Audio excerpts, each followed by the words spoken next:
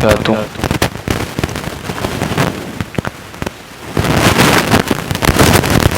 الحمد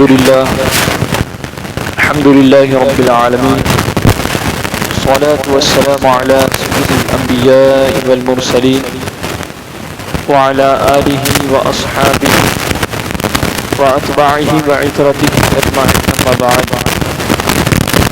أعوذ بالله من الشيطان الرجيم، بسم الله الرحمن الرحيم. فسيكفيكهم الله وهو السميع العليم. آمنت بالله صدق الله مولانا العظيم.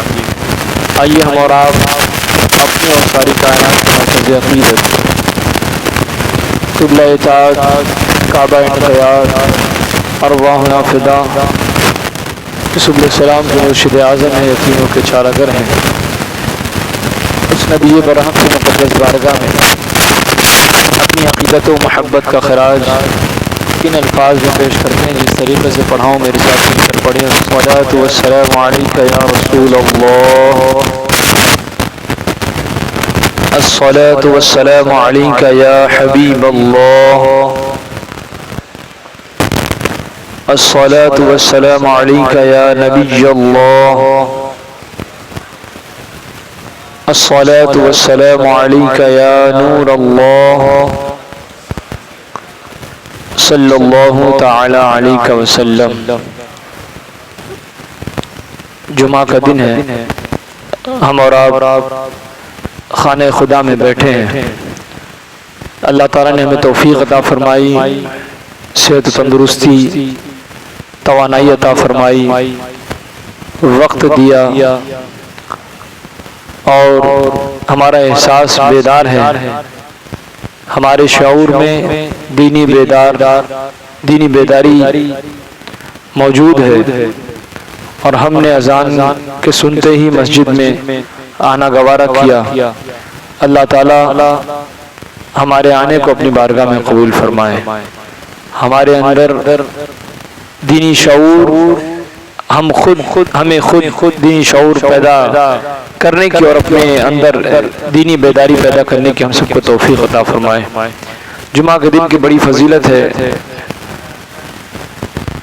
اور جہاں پر مختلف فضیلتیں ہیں وہیں پر درود پاک پڑھنے کی بڑی فضیلت ہے. ہم جب بھی اپنی کوئی مجلس کی شروعات کرتے ہیں تو ہماری کوشش ہوتی ہے، ہماری ترجیح ہوتی ہے، ہماری پرائیورٹی ہوتی ہے کہ ہم سب سے پہلے حمد و ثنا کے بعد حضور علیہ الصلوۃ والتسلیم پر درود پاک پڑھا کریں، اور پھر اس کے بعد درود پاک کی برکتوں سے پھر ہم جو ہے اپنی مجلس کا اپنی بات کا آغاز کرتے ہیں. سرکار فرماتے ہیں کہ جو کثرت کے ساتھ مجھ پر درود پاک پڑھے گا کل قیامت کے دن میری مجلس میں مجھ سے سب سے زیادہ قریب ہوگا. وہ مجلس روز محشر میں سرکار علیہ السلام کی مجلس ہوگی، روز محشر سرکار علیہ السلام کی مجلس ہوگی، اور اس مجلس میں اللہ تبارک و تعالی اپنے حبیب کا مقام و مرتبہ اولین و آخرین کے سامنے، شروع اور آخر میں آئے ہوئے لوگوں کے سامنے اللہ تبارک و تعالی پیش کرے گا، اور اس وقت حضور علیہ السلام کی شان ہم اور آپ جو ہیں وہ جو نہیں ہیں وہ تمام لوگ اولین و آخرین سرکار علیہ السلام کی مقدس شان کو ملاحظہ کریں گے. علامہ حسن رضا خان بریلوی فرماتے ہیں کہ فقط اتنا سبب ہے انعقاد بزم محشر کا کہ ان کی شان محبوبی دکھائی جانے والی ہے. اللہ تعالیٰ کو یہی تو دکھلانا ہے کہ میرا محبوب کس مقام پر فائز ہے، اس لیے اللہ تعالیٰ نے فقط اتنا سبب ہے انعقاد بزم محشر کا، محشر میں جو بزم ہوگی وہاں سرکار علیہ السلام کے مقام مرتبے کو ہی بتلانا مقصود ہے کہ جہاں سب ہمت ہار چکے ہیں اور نا امید ہو چکے ہیں، وہیں پر جو امید کی کرن ہے وہ سرکار علیہ السلام کی مقدس ذات ہے. اور پھر جو ہے اولین و آخرین کا مجمع حضور کی بارگاہ میں پیش ہوگا، پھر حضور سفارش فرمائیں گے، اور پھر اللہ تبارک تعالیٰ حضور علیہ السلام کی شفاعت قبول فرمائے گا. تو کثرت کے ساتھ ہمیں چاہیے کہ ہم درود پاک پڑھا کریں، بڑی برکت ہے، بڑی فضیلت ہے، اسے حرز جاں بنائیں، ورد وظیفہ بنائیں، اور کوشش یہ ہو کہ جہاں کہیں بھی رہیں درود پاک سے ہماری زبان تر رہے، درود پاک سے ہماری زبان خالی نہ رہے۔ یہ جو ماہ مبارک ہے، ماہ ذی الحجہ، ماہ ذی الحجہ کی بڑی فضیلت ہے۔ آپ نے ماہ ذی الحجہ کی 1 تاریخ سے 9 تاریخ کی بڑی فضیلت ہے۔ 10ویں تاریخ قربانی کا دن ہے، 11 اور 12 اضافی فضیلتوں سے حامل ہے، وہ بھی قربانی کے ایام ہے۔ یوں تو یہ مہینہ ہی مبارک ہے، اس کے علاوہ برکتوں کا اس میں انبار موجود ہے۔ 1 تاریخ کی اپنی فضیلت ہے، 2 تاریخ کی اپنی فضیلت ہے، 3 تاریخ کی اپنی فضیلت ہے، اس طریقے سے 9 تاریخ سے پھر 10، 11، 12 تاریخ کی اپنی فضیلت ہے۔ ہم نے ان فضیلتوں کو محسوس کیا، ان فضیلتوں سے لطف اندوز ہوتے رہے، ان فضیلتوں سے مالا مال ہونے کی کوشش کی ہم نے۔ قربانی انجام دی، اللہ تعالیٰ نے حدیث پاک کی روح سے سرکار فرماتے ہیں کہ اللہ تعالیٰ کو ان دنوں میں جتنے بھی عمل کرنے والے عمل کرتے ہیں، نیکیاں کرتے ہیں، ان تمام عمل کے اچھے ہونے کی پر کوئی گنجائش نہیں ہے، کوئی شبہ نہیں، کوئی لیکن جو عمل اللہ تبارک تعالیٰ اس دن قبول فرماتا ہے کہ قربانی سے زیادہ، خون بہانے سے زیادہ اللہ کو کوئی چیز عزیز نہیں ہے۔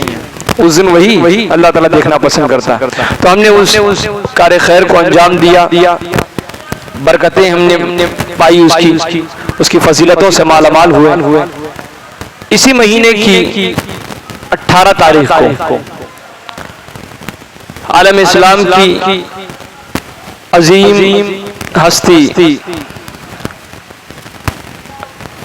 جنہیں ہم حضرت عثمان غنی رضی اللہ تعالیٰ عنہ کے نام سے جانتے ہیں،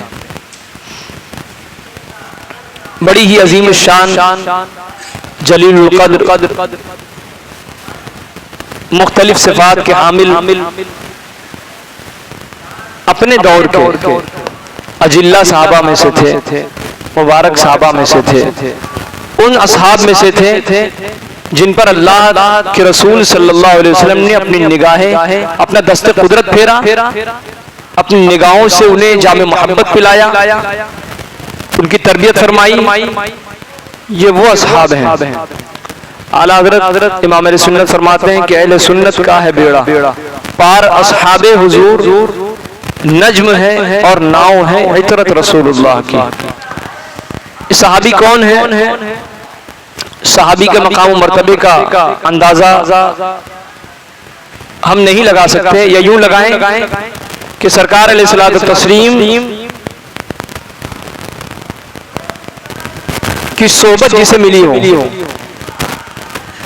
حالت ایمان میں، ایمان کی حالت میں سرکار علیہ السلام کے دستے اقدس پر بیعت کی، حالت ایمان پر قائم رہے، اور اسی عالم میں اس دنیا سے وصال کر گئے، انہیں صحابی ہونے کا شرف حاصل ہے۔ دنیا کا کوئی بزرگ ہو، کوئی پیر ہو، کوئی شیخ مشائخ ہو، سادات میں سے ہوں، جو مرتبہ، جو مقام صحابہ کرام کو اللہ کے رسول صلی اللہ علیہ وسلم کے ذریعے سے ملا ہے، قرآن میں جو ان کے مقام و مرتبے کو بیان کیا گیا ہے، وہ کسی ولی کو حاصل نہیں ہے۔ تو صحابہ کرام کا مقام و مرتبہ بلند ہے، اور اللہ تبارک تعالیٰ ان کے مقام و مرتبے کو بلند فرمایا۔ قرآن پاک میں جگہ جگہ صحابہ کے تعلق سے اللہ تبارک تعالیٰ نے ارشاد فرمایا کہ رضی اللہ عنہم ورضوا عنہ، اللہ تعالیٰ صحابہ سے راضی، رسول اللہ کے اصحاب سے راضی، اور وہ اللہ سے راضی۔ اللہ تعالیٰ صحابہ اکرام سے راضی، اور صحابہ اکرام اللہ سے راضی۔ دنیا کے بہت سارے ایسے لوگ آپ کو مل جائیں گے جو یہ دعویٰ کریں گے کہ اللہ تعالیٰ ہمیں پسند کرتا ہے، لیکن ہو سکتا ہے کہ وہ اپنے دعوے میں جھوٹے ثابت ہوں، ہاں وہ یہ کہہ سکتے ہیں کہ ہم اللہ کو پسند کرتے ہیں، اللہ سے راضی ہیں، اتنا کہہ سکتے ہیں، لیکن اللہ تبارک و تعالیٰ نے جس سے اپنی مرضی اور اپنے منشا کا مظاہرہ فرمایا قرآن پاک میں، وہ اللہ کے رسول کے اصحاب ہیں۔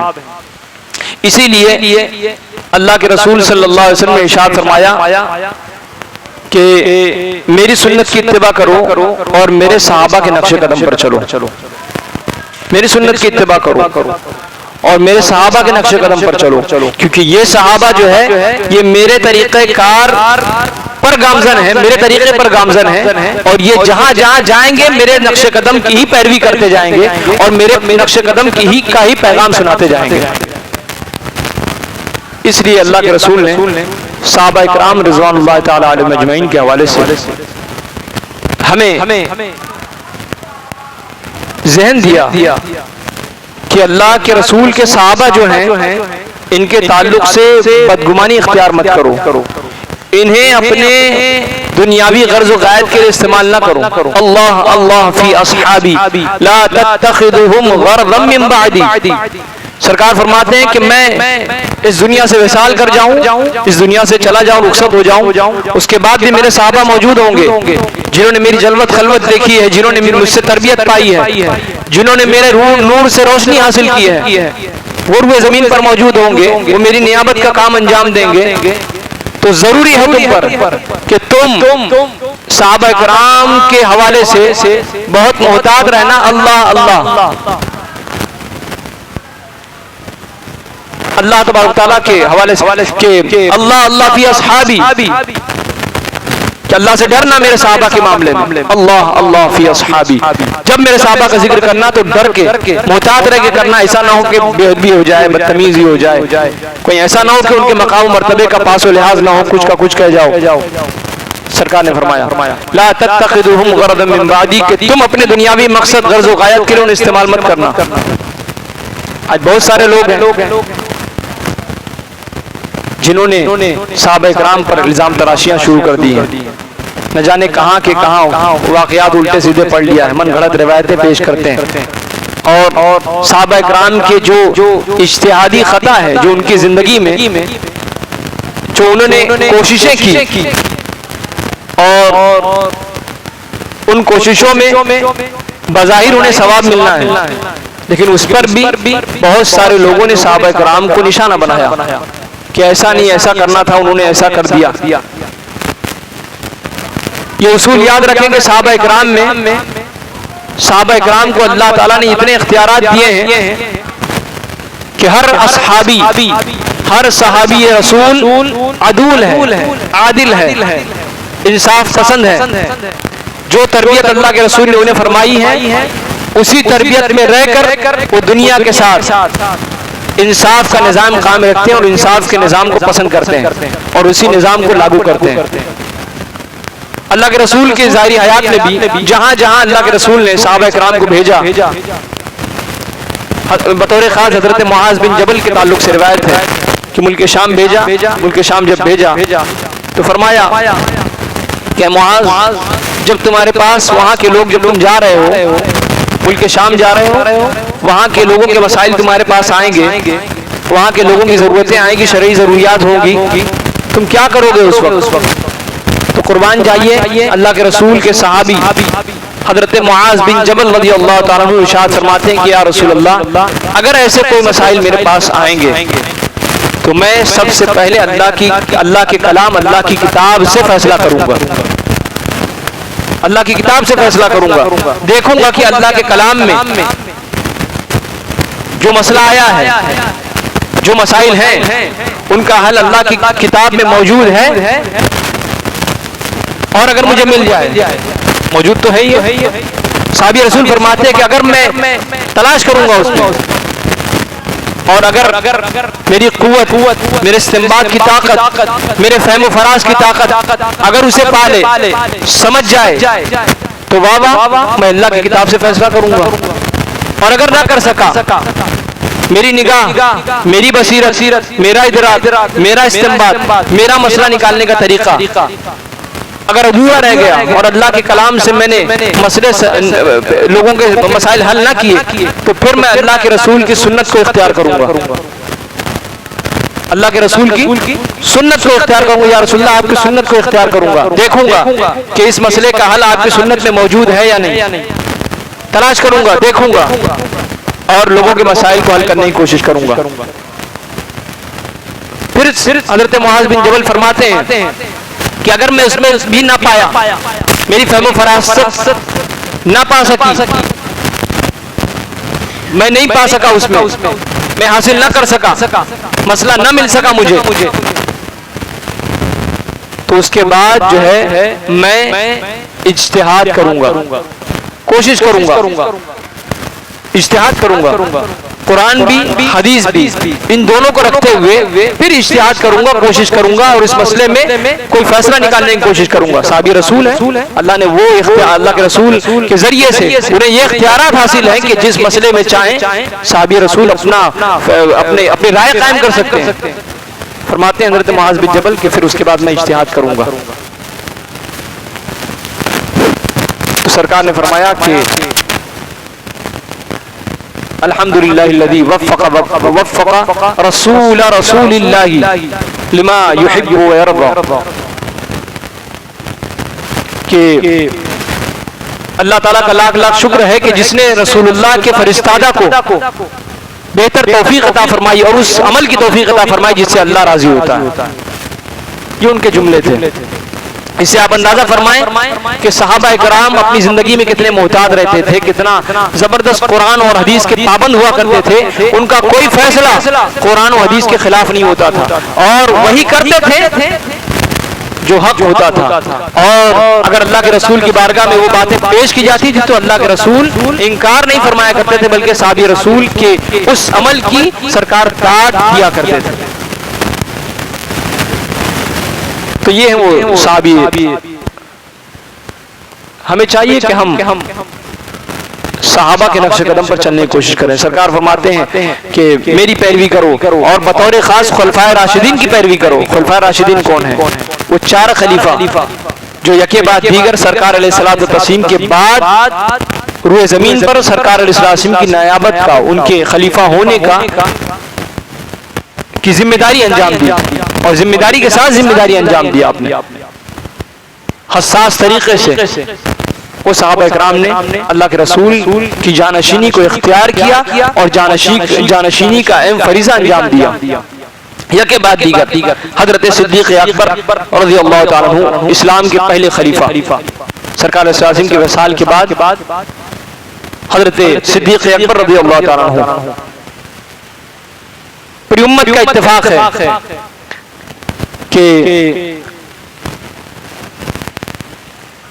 افضل البشر بعد الانبیاء بالتحقیق، سب سے افضل بشر انسان تمام انبیاء کے بعد روئے زمین پر اگر کوئی ذات ہے تو صدیق اکبر کی ذات ہے۔ بلند آواز سے بولیں۔ ہم تمام صحابہ کی فضیلت کے قائل ہیں، ہر صحابی کی کچھ نہ کچھ فضیلت ہے، اور ان تمام فضیلتوں کو ہم تسلیم کرتے ہیں کہ اللہ کے رسول نے جو فضیلتیں قرآن نے انہیں عطا کیا ہے، اللہ کی طرف سے جو انہیں اعزاز ملا ہے، جو فضیلت انہیں ملی ہے، ان تمام فضیلتوں کے ہم ماننے والے ہیں، اس کا انکار نہیں کرتے۔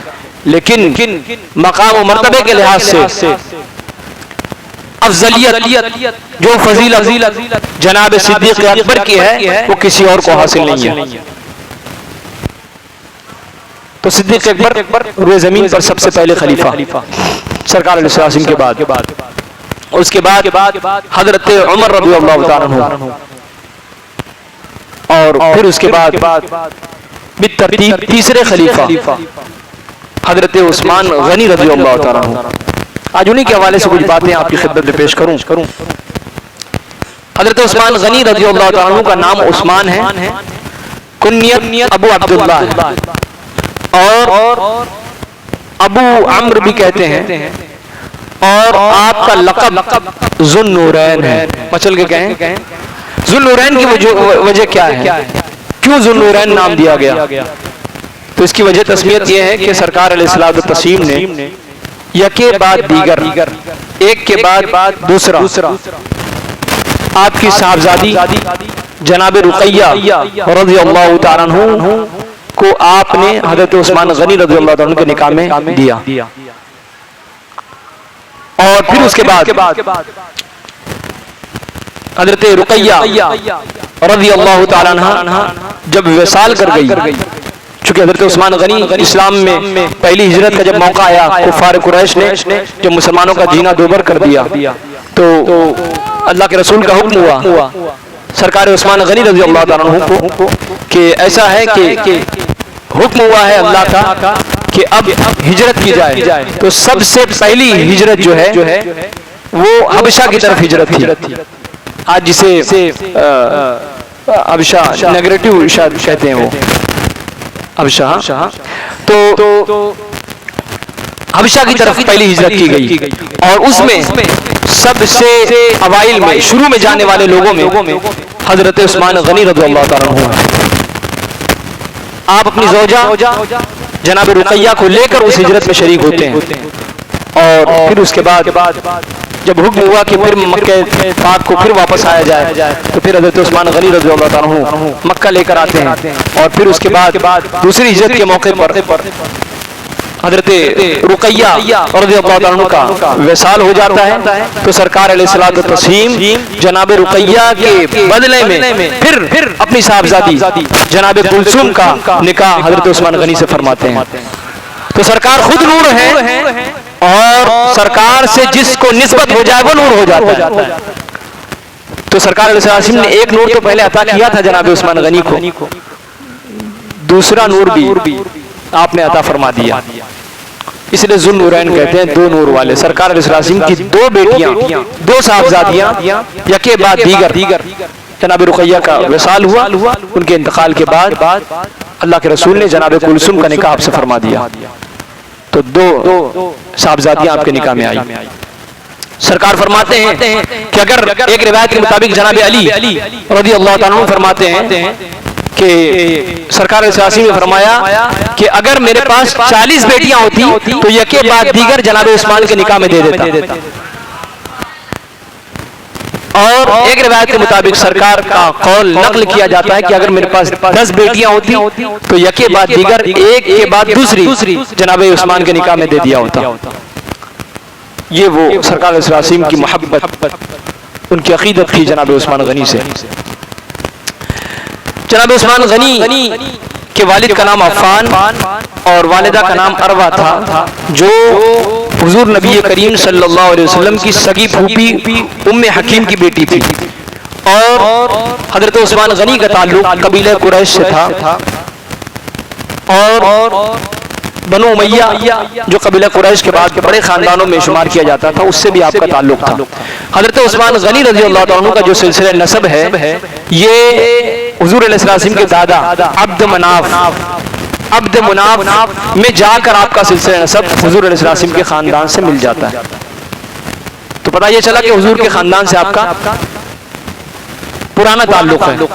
اور پھر اس کے بعد آپ ایک مالدار گھرانے کے کامیاب تاجر تھے. آپ زمانے جاہلیت میں بھی جب دنیا گناہ کر رہی تھی، شراب نوشی کرتی تھی اور لات و منات و عزا کی پوجا کرتی تھی، بتوں کی پوجا کرتی تھی، ایسے وقت میں بھی آپ نے کبھی شراب کو ہاتھ نہیں لگایا. بلند آواز سے بولیں، شراب کو ہاتھ نہیں لگایا، بتوں کی پوجا نہیں کی. اور اتنا ہی نہیں، اس دور میں جب لوگ مزامیر کا استعمال کرتے تھے اپنے دور میں، زمانے جاہلیت میں جو بھی مزامیر کے وہ رہے ہوں، انسٹرومنٹس، مزامیر، آلات مزامیر جو بھی رہے ہوں، اس کا استعمال کرتے تھے اور گانے وغیرہ گاتے تھے. جو بھی مغنیات تھے گانے گاتے تھے، اسے بھی آپ زمانے جاہلیت میں بھی پسند نہیں فرمایا کرتے تھے. جبکہ ابھی اسلام کا پیغام حق ابھی اجاگر نہیں ہوا ہے، بلند نہیں کیا گیا، لیکن جناب عثمان غنی رضی اللہ تعالیٰ عنہ نے جو ہے وہ اس کا بڑا لحاظ کیا تھا. اور اس دور میں بھی آپ نے شراب کو ہاتھ نہیں لگایا، زنا کے قریب نہیں گئے، اور نہ گانا گایا اور نہ گانے کو پسند فرمایا اس دور میں بھی. اور اتنا ہی نہیں بلکہ اس دور میں عرب میں جو لوگ پڑھنا لکھنا جانتے تھے، کیونکہ آپ ایک اچھے ویل سیٹل خاندان سے تعلق رکھتے تھے، اچھے خاندان سے آپ تعلق رکھتے تھے جناب عثمان غنی رضی اللہ تعالیٰ عنہ. تو اس دور میں مکے میں مخصوص لوگ ہی پڑھنا لکھنا جانتے تھے. ہر کوئی جانتا نہیں تھا پڑھنا لکھنا. تو جو لوگ پڑھنا لکھنا جانتے تھے اس میں سے بھی ایک ذات حضرت عثمان غنی رضی اللہ تعالیٰ عنہ کی ہے. پڑھنا لکھنا اس دور میں جانتے تھے. جب ابھی اسلام آیا نہیں ہے, اسلام نے پیغام حق سنایا نہیں ہے, اور اقرا کے ذریعے سے تعلیم کا بھی آغاز ہوا نہیں ہے, تو بھی جناب عثمان غنی لکھنا پڑھنا جانتے تھے. اس کے علاوہ ایک کامیاب تاجر تھے آپ کا مال تجارت ملک شام, یمن اور نہ جانے کہاں کہاں پہنچا کرتا تھا, اور آپ کے ایماندار تاجر ہونے کے خود اہل مکہ گواہ تھے کہ آپ بہتر تاجر ہیں. وہ خود اس بات کے گواہ تھے. اور خصوصیت یہ کہ نبی پاک صلی اللہ تعالی علیہ وسلم کی پر ایمان لانے والوں میں جو اوائل میں جنہوں نے شروع میں ہی اسلام قبول کر لیا تھا, ان 8 خوش نصیبوں میں آپ کا بھی نام شامل ہے. حضرت ابوبکر صدیق رضی اللہ تعالیٰ عنہ یہ بھی ایک تاجر تھے اور اچھے لوگوں میں تھے. آپ خاندان بھی آپ کا اچھا تھا, اخلاق بھی آپ کے اچھے تھے, ایک کامیاب تاجر تھے. آپ کے پاس جب لوگ آتے تھے تجارت کی غرض سے, تو تجارت کے جب معاہدے ہو جاتے تھے, تجارتیں ہو جاتی تھی, بے خرید و فروخت کا سلسلہ ہو جاتا تھا, اور ایگریمنٹ طے ہو جاتا تھا, ڈیل ڈن ہو جاتی تھی, تو اس کے بعد آپ جو ہے ان کے سامنے اسلام کے حوالے سے کچھ باتیں آپ پیش کرتے تھے, پیغام اسلام پیش کرتے تھے جناب ابوبکر صدیق رضی اللہ عنہ. عرب کے بہت سارے ایسے لوگ آتے تھے تجارت کی غرض سے, تو آپ ان کے سامنے اسلام کی کچھ باتیں خوبیاں پیش کرتے تھے. تو آپ دعوت اسلام پیش کیا کرتے تھے. بہت سارے لوگ ایسے تھے جو آپ کے حسن عمل کو, حسن اخلاق کو اور آپ کی حکمت کو, آپ کے انداز کو دیکھ کر گرویدہ ہو جاتے تھے. اور یہی وجہ تھی کہ حضرت ابوبکر صدیق رضی اللہ تعالیٰ عنہ حضرت عثمان غنی رضی اللہ تعالیٰ عنہ کو بھی متاثر کیا, اور حضرت ابوبکر صدیق رضی اللہ تعالیٰ عنہ کی بدولت جناب عثمان غنی جو ہے سب سے پہلے اسلام لانے والوں میں شامل ہو گئے. حضور کی بارگاہ میں پیش کیا, اور پھر سرکار علیہ السلام نے قرآن پاک کی تلاوت فرمائی. پھر اس کے بعد جو ہے اسلام کا پیغام پیش کیا, اور حال یہ ہوا کہ سرکار کی بارگاہ میں جو ہی جناب عثمان غنی پہنچے ہیں فوراً اسلام قبول کر لیا. ان 8 کے خوش نصیبوں میں جناب عثمان غنی رضی اللہ عنہ کا بھی نام ہے. اس طریقے سے اپنی مالداری کی وجہ سے آپ غنی کہلاتے تھے. بہت سارے لوگ ایسا آ گیا تو اب وہ آپے سے باہر ہو جاتے ہیں بیچارے, گاڑیاں لے لیا اور بینک بیلنس کر لیا, سب کچھ کر لیا, اب انسان کو انسان نہیں سمجھتے, وہ آپے سے باہر ہو جاتے ہیں. اور ان کا یہ طرز بتاتا ہے کہ دولت نہیں ہے, ابھی آئی ہے دولت. لیکن قربان جائیے جناب عثمان غنی رضی اللہ تعالیٰ عنہ جتنا بانٹتے تھے اتنا اللہ تبارک تعالیٰ اضافہ فرما دیا کرتا تھا. اتنے غنی تھے, ان کی سخاوت مشہور تھی, اتنا تقسیم کرتے تھے, اس کے بعد بھی ان کا مال ختم نہیں ہوتا تھا. مالداروں کو چاہیے کہ تقسیم کرنے کا جذبہ اپنے اندر پیدا کریں. تقسیم کریں گے اللہ تعالیٰ اور نوازے گا. حدیث پاک میں ہے, اے ابن آدم تو خرچہ کر, میں تجھ پر خرچہ کروں گا, تو خرچہ کر. یہ جناب عثمان غنی آپ وصال فرما گئے, جناب عثمان غنی رضی اللہ عنہ وصال فرما گئے. وصال فرمانے کے بعد اربوں خربوں کی دولت آج بھی آپ کے نام پر موجود ہے. یہ اللہ تعالیٰ نے وہ غنی بنایا تھا. دنیا کے بہت سارے غنی ہیں, ایک جنریشن کے بعد دوسری جنریشن جب جان جاتی ہے کہ باپ کی کمائی کھا رہے ہیں, اس طریقے سے اڑاتے ہیں کہ پی کھا کے برابر کر دیتے ہیں. پتہ چلتا ہے کہ جہاں سے شروع ہوئے تھے وہیں آ کر پہنچ گئے. دولت کا غلط استعمال کیا, نشے میں چور ہو گئے, انسان کو انسان نہ سمجھا اور لوگوں پر زیادتیاں شروع کر دی. تو حال یہ ہوتا ہے کہ اللہ تعالیٰ نقطۂ آغاز سے ہی, نقطۂ عروج سے نقطۂ آغاز کی طرف لا کر انہیں پھینک دیتا ہے, ذلیل و رسوا کر دیتا ہے. لیکن قربان چاہیے کہ اللہ تعالیٰ نے جو مال و دولت اور فراوانیاں جناب عثمان غنی کو عطا فرمائی تھی, رہتے دم تک انشاءاللہ وہ چیز قائم رہے گی. آج بھی حضرت عثمان غنی رضی اللہ عنہ کے نام پر بینک ہے, اور بڑا بینک ہے, اور بینک میں پیسے موجود ہیں, اربوں خربوں میں پیسے موجود ہیں, اور بہت سارے باغات ہیں, بہت ساری زمینیں ہیں. اس سے آج بھی غریبوں کو, عرب میں غریبوں کو اس سے فنڈ دیا جاتا ہے ضرورت پر. یہ حضرت عثمان غنی رضی اللہ عنہ کو اللہ تعالیٰ نے وہ غنا اور وہ جو ہے وہ سخاوت عطا فرمائی تھی. کہ وہ اس طریقے سے اپنی دولت کو ایسا نہیں کہ انہوں نے جو ہے ادھر ادھر استعمال کیا. شاہی خلیفۃ المسلمین سے چاہتے تو کھا بھی سکتے تھے, اچھا کھا سکتے تھے, مرغن غذا کھا سکتے تھے, اور عیش و عشرت کے سامان اختیار کر سکتے تھے، لیکن نہیں، قناعت پسندی اختیار کیا۔ امیر المومنین ہونے کے ساتھ ساتھ آپ رسول اللہ کے تربیت یافتہ تھے، آپ نے قناعت شعاری اختیار کی، سنجیدگی اختیار کی، اور اپنے فقر و فاقہ کی زندگی گزارنا جو ہے وہ پسند کیا۔ آپ نے شہنشاہی کو چھوڑ کر آپ نے فقر و فاقہ کی زندگی اختیار کی، اور اسلام کی خاطر آپ نے ایک نہیں بیشتر مقامات پر قربانیاں پیش کی، اپنے مال کے ذریعے سے بیشتر مقام پر آپ نے جنت کی بشارتیں حاصل کی۔ اس طریقے سے حضرت عثمان غنی رضی اللہ تعالیٰ عنہ نے پہلی ہجرت حبشہ کی طرف فرمائی، دوسری ہجرت مدینہ پاک کی طرف فرمائی، تو 2 ہجرت۔ اور پھر اس کے بعد آپ جب اسلام قبول کیے تو آپ کی عمر جو ہے وہ 34 برس کی تھی، اور بہت ساری قربانیاں ہیں۔ ہجرت کے بعد مدینہ پاک پہنچے صحابہ کرام، مکہ چھوڑا، مدینہ پاک پہنچے۔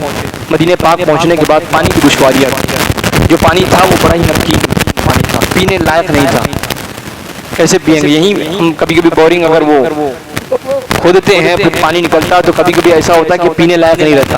استعمال تو آپ کر لیں گے لیکن دوسرے اور استعمالات ملنے آئیں گے لیکن پینے لائق نہیں ہو، اور صحرا تھا، وہ ہو سکتا ہے کہ اس سے زیادہ نمکین رہا ہو، تو مسلمانوں کے لیے بڑی دشواریاں تھیں کہ اب کیا ہوگا، اور پانی ضروریات زندگی میں شامل ہے۔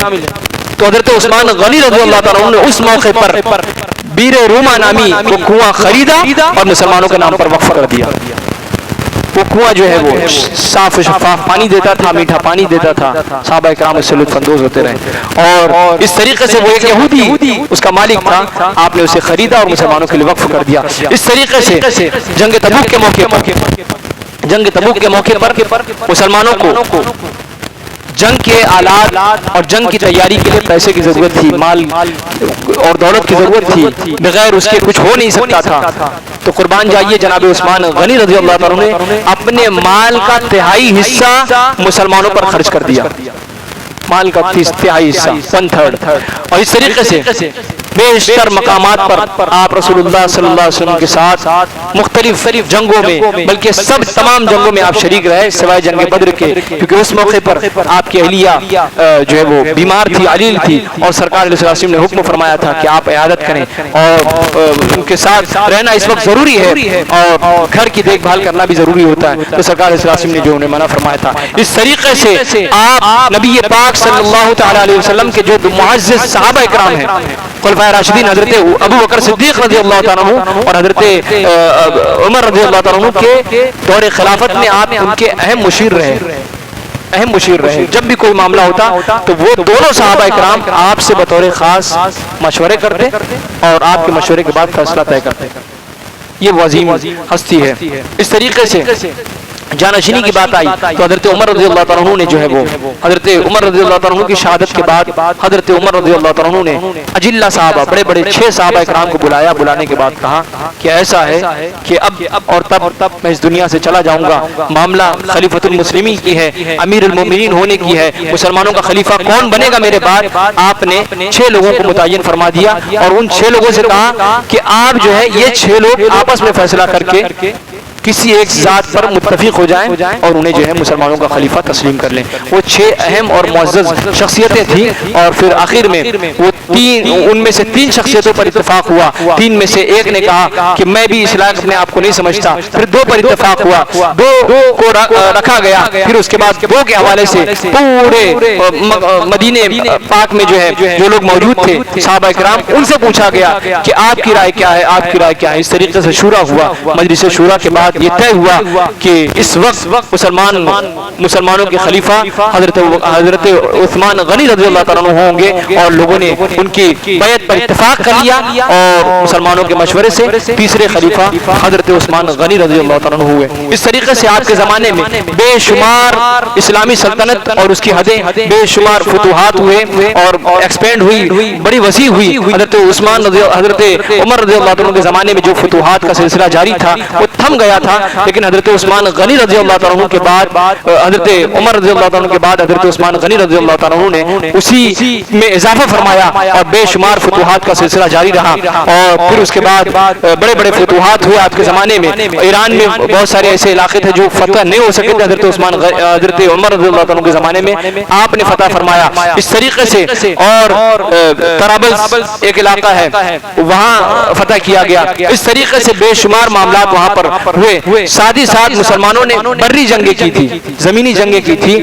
زمینی جنگ کے ساتھ ساتھ آپ کے زمانے میں بحری جنگ بھی ہوئی, سمندر میں بیڑے ڈالے گئے. پھر اس کے بعد اس کے ذریعے سے بھی, کیونکہ کفار مشرکین سمندر کے ذریعے سے بھی آنا شروع ہو گئے تھے, مسلمانوں پر حملہ کرنا شروع کیے تھے, تو اتفاق رائے کے ساتھ حضرت عثمان غنی رضی اللہ عنہ نے اس مہم کا بھی آغاز فرمایا. اور اللہ تعالیٰ نے ان کے اس آغاز میں اتنی برکت عطا فرمائی کہ مسلمانوں نے جنگی فتوحات بھی جو ہے وہ سمندر کے ذریعے سے بھی جو ہے فتوحات حاصل کیے, اور اللہ تعالیٰ نے مسلمانوں کو غلبہ عطا فرمایا. اس طریقے سے بے شمار معاملات ہیں. اللہ تعالیٰ نے حضرت عثمان غنی رضی اللہ عنہ کے ذریعے سے امت کو بے شمار فائدے جو وہ امت کو فائدے پہنچے, اور آپ نے جو ہے وہ امت کو فائدہ پہنچایا. اور اس طریقے سے حضور علیہ الصلوۃ والتسلیم کے بتائے ہوئے نقش قدم پر چل کر پوری امت کے لیے جو ہے مشعل راہ بنے. امت نے آپ کو عثمان غنی کے نام سے یاد کیا, امیر المومنین کے نام سے یاد کیا, خلیفۃ المسلمین کے نام سے یاد کیا. آخر میں جو ہے وہ اخیر کا جو معاملہ تھا, کچھ بدگمانیاں لوگوں میں پھیل گئی تھی, اور ان بدگمانیوں کے چلتے جناب عثمان غنی رضی اللہ عنہ کو شہید کیا گیا تھا. اور وہ چونکہ یہودی اور منافقین کی سازش کے تحت ایسا ہوا تھا, اور آخر میں حضرت عثمان غنی رضی اللہ عنہ کی شہادت بڑی کربناک ہے. آپ کا محاصرہ کیا گیا, آپ کے گھر کا محاصرہ کیا گیا. صحابہ کرام نے منع کرنے کے باوجود بھی وہ بلوائی لوگ تھے, یہودیوں کی سازش کا شکار تھے اور منافقین کی سازش کا شکار تھے. بلوائیوں نے حملہ کیا, اور پھر حملے کا نتیجہ یہ ہوا کہ حضرت عثمان غنی رضی اللہ عنہ کو محاصرہ کر کے ان کے گھر میں قید کیا گیا. کافی روز تک آپ جو 40 روز تک کھانا پینا بند کیا ہوا تھا, مسلسل آپ روزہ رکھتے تھے, تلاوت کیا کرتے تھے. آخر میں وہ جمعہ کا دن تھا کہ حضرت عثمان غنی کو بے دردی کے ساتھ شہید کیا گیا. اور آپ تلاوت قرآن عظیم فرما رہے تھے, تلاوت قرآن عظیم میں جو آیت پاک جس پر آپ جو ہے وہ جب آپ کو شہید کیا گیا, تو آپ کے جسم اطہر سے جو خون کے چھینٹے قرآن پاک کی جن آیتوں پر پڑے, وہ آیت یہ تھی فَسَيَكْفِيكُهُمُ اللَّهُ وَهُوَ السَّمِيعُ الْعَلِيمُ, کہ اللہ تعالیٰ بہتر جو ہے ان کے لیے کافی ہے, اللہ تعالیٰ ان کے لیے کافی ہے, اور وہی سننے اور جاننے والا ہے. اس طریقے سے آپ جو ہے دار فانی سے کوچ کر گئے, اور پھر اس کے بعد 2 روز تک بلوائیوں نے نہ جنازے کی نماز پڑھنے دی. بڑا اس وقت جو ہے بڑا ہی کربناک معاملہ تھا, مسلمانوں میں آپسی انتشار تھے. وہ اس کی وجہ ہے, بڑی تفصیلی گفتگو ہے. انشاءاللہ پھر کبھی موقع رہا اجتماع میں اگر آپ ہو رہیں گے تو انشاءاللہ وہ تمام اسباب بھی انشاءاللہ بیان کیے جائیں گے. پھر اس کے بعد جو ہے جا کر جو ہے حضرت عثمان غنی رضی اللہ عنہ کو جیسے موقع ملا, صحابہ کرام نے اکٹھا ہو کر آپ کی تدفین کی, اور آپ کو جنت البقیع میں جو ہے دفنایا گیا. اس طریقے سے جو ہے دردناک طریقے سے آپ کو شہید کیا گیا. اللہ کے رسول نے بشارت فرمائی تھی کہ اے عثمان, تم جب بھی رہو گے تمہارے ساتھ زیادتیاں ہوں گی, لیکن تم حق پر رہو گے اور حق پر قائم رہنا. اور پھر اس کے بعد ایک روز شہادت سے ایک روز پہلے حضرت عثمان غنی رضی اللہ تعالیٰ عنہ کو سرکار علیہ السلام خواب میں تشریف لاتے ہیں, اور ساتھ میں حضرت ابوبکر صدیق, حضرت عمر ہوتے ہیں, اور فرماتے ہیں کہ عثمان ایک دن باقی ہے, دوسرے دن جو ہے تم ہمارے دسترخوان پر ہمارے ساتھ افطار کرو گے, تو اس لیے جو ہے جلد بازی مت کرو, اللہ تبارک تعالیٰ نے جو تمہارا مقدر لکھا ہے وہ تمہیں مل کر رہے گا. حضرت عثمان غنی جانتے تھے, اس لیے آپ نے شہادت کو قبول فرما لیا. اللہ تبارک تعالیٰ ہم سب کو ان کی شہادت کا صدقہ عطا فرمائے, اور ہم سب کو حضرت عثمان غنی رضی اللہ عنہ کی سچی غلامی میں قبول فرمائے. ان کے بتائے ہوئے نقش قدم پر, ان کی اصلاحات پر ہم سب کو عمل کرنے کی توفیق عطا فرمائے. دوران گفتگو جو بھی خطا ہوئی پروردگار مجھے معاف فرمائے. استغفر اللہ ربی من کل ذنب واتوب الیہ. کھڑے ہو جائیں, سنت اللہ فرما.